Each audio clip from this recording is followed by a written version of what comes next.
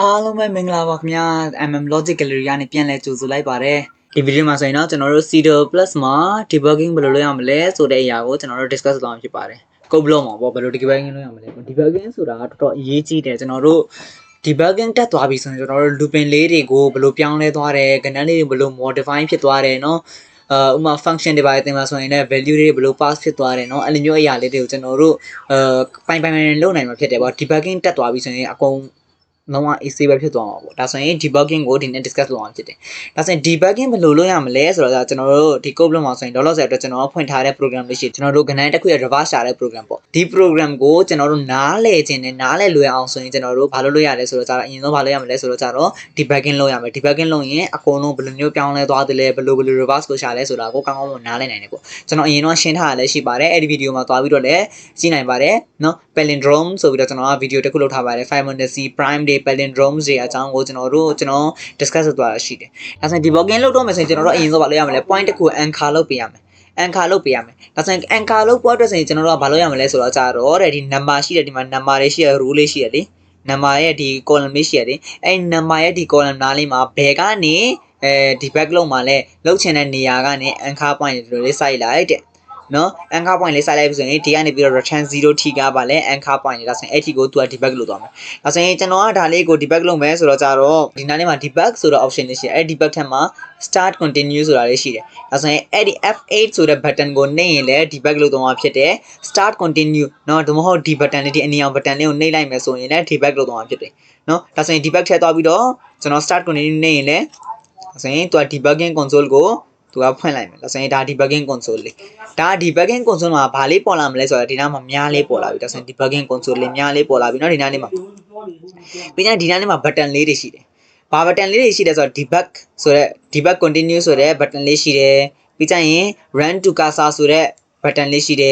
်ပြီးကြရင် next line ဆိုတဲ့ button လေးရှိတယ်ပြီးကြရင် step into ဆိုတဲ့ button လေးရှိတယ်ဒီ step into ကတော်တော်အရေးကြီးတယ်ဒီ step into နဲ့ပဲအဲ့လိုလုပ်သွားမယ်เนาะ step into ဆိုတဲ့အရာလေးရှိတယ်ပြီးကြရင် step out ဆိုတဲ့အရာလေးရှိတယ်ကျွန်တော်တို့ဒီ debugging ကနေထွက်ပြီးတော့ main code ကိုပြန်သွားမယ်ပြန်ပြီး edit လုပ်ချင်တယ်ဆိုရင်ကျွန်တော်တို့က step out ကိုသုံးရမှာဖြစ်တယ်เนาะပြီးကြရင် next instruction ဒါလေးတွေရှိတာပေါ့ဒါဆိုရင်ဒီနားမှာရှိတယ်ဒါဆိုရင်ကျွန်တော်တို့အရင်ဆုံး watches ကိုဖွင့်ရမယ် watches ကိုဖွင့်ဖို့အတွက်ဆိုရင် debugging window ဆိုတဲ့ဒီနေရာလေးမှာဒီနေရာကနေ debugging window ဆိုတဲ့နေရာမှာ watches ဆိုပြီးကျွန်တော်ဖွင့်လိုက်မယ်ဆိုရင် watch လေးပေါ်လာပြီ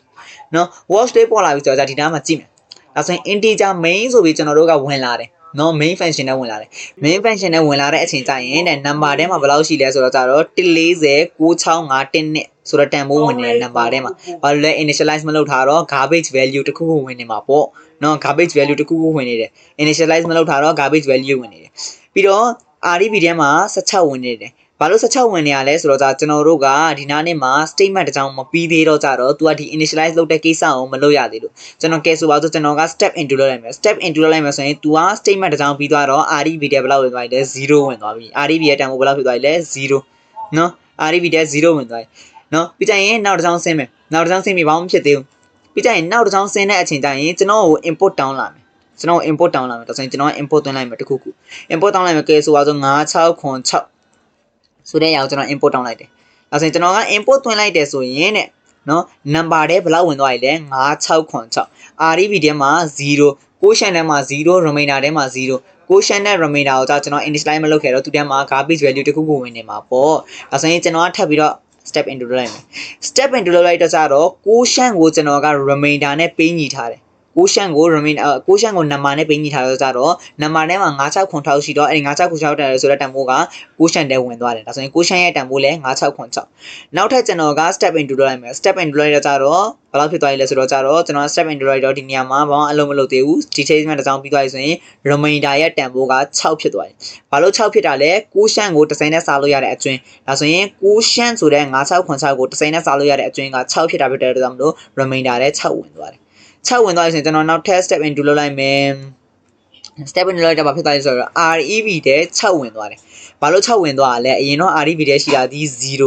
0နဲ့10နဲ့ညောင်းလိုက်ရင်ဘယ်လောက်လဲ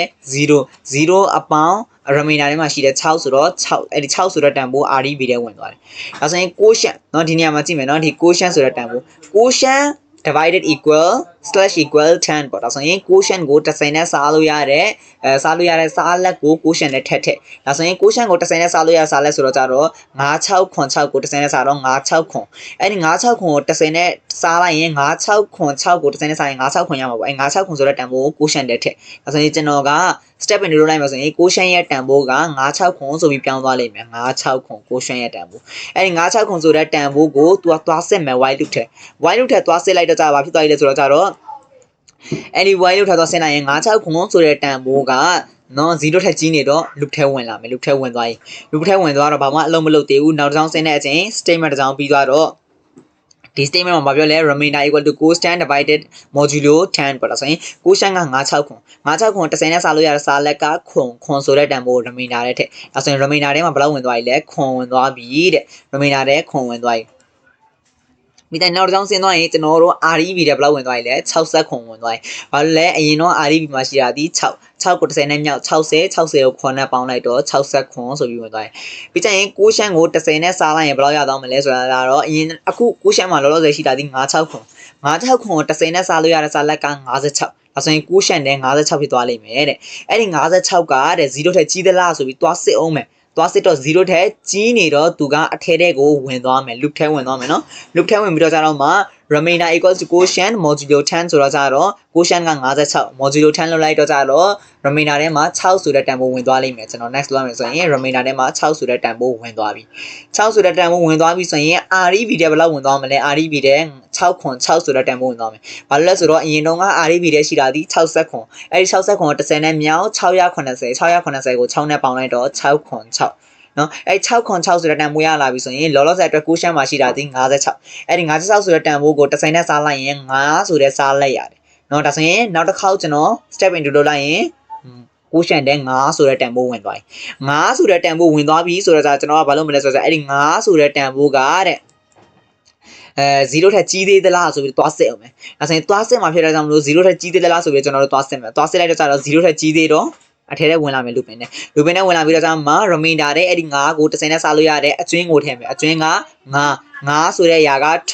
ည့်သွားတယ်ဝင်သွား remainder တဲ့9ဆိုပြီးဝင်သွားတယ်အဲ့အပြင်ကျွန်တော်တို့နောက်ထပ် step into လုပ်လိုက်မယ်ဆိုရင် REB တဲ့ဘယ်လောက်ဝင်သွားလဲဆိုတော့ကြာတော့ remainder တဲ့5ဝင်သွားတယ် REB တဲ့6ခွန်6 5ဝင်သွားတယ်။ဘာလို့6ခွန်6 5လဲအရင်တော့ REB တဲ့ရှိတာဒီ6ခွန်6အဲ့6ခွန်6ကို30နဲ့မြောက်6ခွန်60 6ခွန်60ကို9နဲ့ပေါင်းလိုက်တော့6ခွန်6 5ဒါဆိုရင်ဘယ်လောက်ဝင်သွားပြီလဲဆိုတော့ကြာတော့ကျွန်တော်တို့ REB တဲ့6ခွန်6 5ဝင်သွားပြီတဲ့ quotient တဲ့ကိုကြာတော့ကျွန်တော်တို့က0ဝင်သွားပြီဘာလို့0ဝင်သွားလဲအရင်တော့ quotient မှာရှိတာဒီ9ကို30နဲ့စားလို့ရတဲ့စားလက်က0အဲ့ဒီ0ဆိုတော့တန်ဖိုးက0ထက်သွားကြီးသေးသလားဆိုပြီးတော့သွားစစ်အောင်မယ် condition စစ်အောင်မယ် condition စစ်တော့ကြတော့မကြီးတော့ဘူး condition မကိုက်တော့သူက loop ကနေအပြင်ကိုထွက်သွားတယ်ချက်ချင်း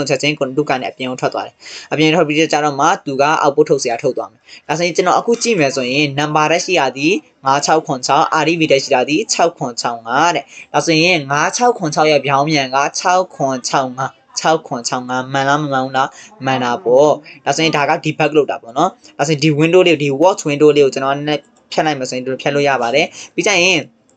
ကျွန်တော်ကဒီ debugging console ကနေထွက်ပြီးတော့ကြာတော့မှကျွန်တော်တို့ edit လုပ်တဲ့ editor ဘက်ကို code ဘက်ကိုပြန်ပြီးသွားမယ်ဆိုရင်ကျွန်တော်ဒီမှာ step out ဆိုတဲ့ function တွေ step out ဆိုတဲ့ button လေးရှိတယ်အဲ့ဒါနှုတ်လိုက်မယ်ဆိုရင်သူက step out ဖြစ်ပြီးတော့ကြာတော့မှကျွန်တော်တို့ဒီcode ရေးတဲ့နေရာကိုပြန်ရောက်သွားလိမ့်မယ်နော် code ရေးတဲ့နေရာကိုပြန်ရောက်သွားလိမ့်မယ်ဒါဆိုရင် code ရေးတဲ့နေရာကိုပြန်ရောက်ပြီးတော့ကျွန်တော် anchor point ကိုပြန်ဖြတ်လို့ရတယ်ဒီနေရာမှာ click လုပ်လိုက်ရင်ပြန်ပြတ်သွားလိမ့်မယ် click လုပ်ရင်ပြန်ပေါ်မယ် click လုပ်ရင်ပြန်ပြောင်းမယ် right click မဟုတ်ဘူးရိုး clickနော်ရိုး click နေလိုက်ရင်အဲ့ anchor point လေးပေါ်သွားပြီ။ဒါဆိုရင်ဒါ debugging လေးပေါ့။ဒါဆိုရင်ဒီ debugging လေးတွေကိုလုပ်ပြီးတော့ကျွန်တော်တို့အရင်တော့လုပ်ခဲ့တဲ့ program လေးတွေပေါ့။ဥပမာဆိုတော့ for loop မှာ star ပုံစံလေးတွေရှိတယ်နော်။ star မှာကြောက်ကြော shape ထုတ်ခဲ့တယ်မျိုးစုံထုတ်ခဲ့တယ်ပေါ့။အဲ့မျိုး shape ထုတ်ခဲ့တဲ့ပုံစံတွေကိုမှနည်းကြီးတာနဲ့နားမလည်ခဲ့တာရှိရင်ဆိုရင်ကျွန်တော်တို့ debugging ကိုလုပ်ပြီးတော့ကြာတော့မှအဲ့ဒီ program လေးကိုနားလည်အောင်လုပ်လို့ရပါပေါ့။ debugging လုပ်လိုက်မယ်ဆိုရင်ကျွန်တော်တို့ bell program ကိုဆိုနားလည်နိုင်တယ်ဒါကြောင့်မလို့ debugging ကိုတင်ရခြင်းဖြစ်တယ်ဒါဆိုရင်ဒီ video မှာဆိုရင်ကျွန်တော်တို့ debugging ကို discuss လုပ်ဖြစ်ပြီးတော့အားလုံးပဲ debugging ကိုဘယ်လိုလုပ်ရမလဲဆိုတာကိုနားလည်မယ်လို့ကျွန်တော်မျှော်လင့်ပါတယ်ဒါဆိုရင်ကျွန်တော်တို့အခန်းနှစ်ခန်းကိုပြီးသွားပြီပေါ့နော်အခန်းနှစ်ခန်းဆိုတာကျွန်တော် chapter အလိုက်ခွဲထားရှိတော့ကြတော့အရင်ဆုံး basic import output data types and variables ဆိုတဲ့အခန်းတစ်ခန်းပြီးသွားပြီဆိုတော့ကြတော့နောက်တစ်ခန်းအနေနဲ့ကျွန်တော် decision and loop ကိုလည်းပြီးသွားပြီဖြစ်တယ်အဲ့နှစ်ခန်းပြီးသွားပြီဆိုတော့ကြတော့အဲ့နှစ်ခန်းနဲ့သက်ဆိုင်တဲ့ exercise လေးတွေကိုကျွန်တော်တို့နောက်ထပ်လာမယ့် video တွေမှာဆက်လက်ပြီးတော့ discuss လုပ်သွားမှာဖြစ်တဲ့ဒါကြောင့်မလို့ဆက်လက်ပြီးတော့ကြည့်ရှုပေးဖို့အတွက် တွန်းချင်ပါတယ်ပြီးတော့ဒီ playlist နဲ့ပတ်သက်ပြီးတော့သိစရာမင်းမြန်စရာလေးရှိရင် comment box မှာလာပြီးတော့မင်းမြန်နိုင်ပါတယ် CWS နဲ့ပတ်သက်ပြီးတော့ exciting topics လေးတွေ logic လေးတွေကိုနောက်ထပ်လာမယ့်ဗီဒီယိုတွေမှာလည်းဆက်လက်ပြီးတော့ discuss လုပ်သွားမှာဖြစ်တဲ့အတွက်စင်စမ်းမပြတ်ကြည့်ရှုပေးဖို့အတွက်အားလုံးကိုတိုက်တွန်းချင်ပါတယ်အားလုံးပဲကျေးဇူးတင်ပါတယ်